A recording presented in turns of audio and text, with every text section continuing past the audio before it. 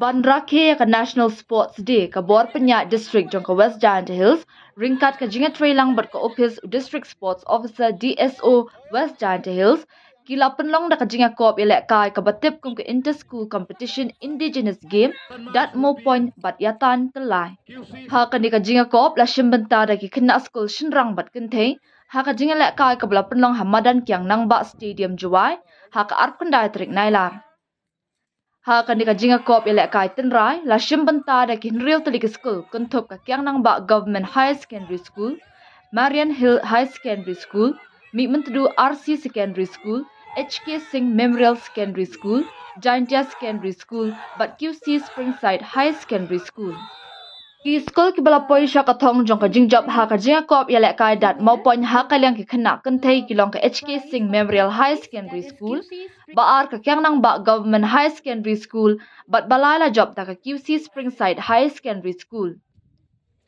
kat baha kaliang ki shinrang ki long ka Mi Mentedu RC Secondary School baar ka Marian Hills High Secondary School but balai ka Jaintia High Secondary School ha ka jingakop tan telai na talk of war ha kaliang ki kenthei la yo ning kong da ka HK Singh High Secondary School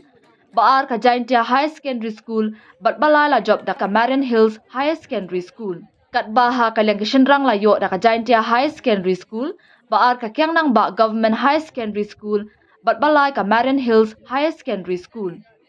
hadien ka jingakop la sam ye ki khusnam sha barok ki nong job ha ka jingdon lang district sports officer DSO ma krobok pasa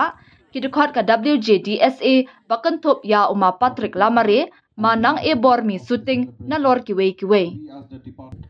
we as the department we have celebrated this day right from the 26th of this month.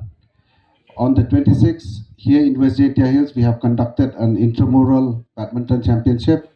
Today is this Dutmo Point and Tug of War, and we will be having the children's sports on Saturday for the grassroots football center. So I take this opportunity to thank each and everyone and all the people of our district, West Jaintia Hills, a happy National Sports Day.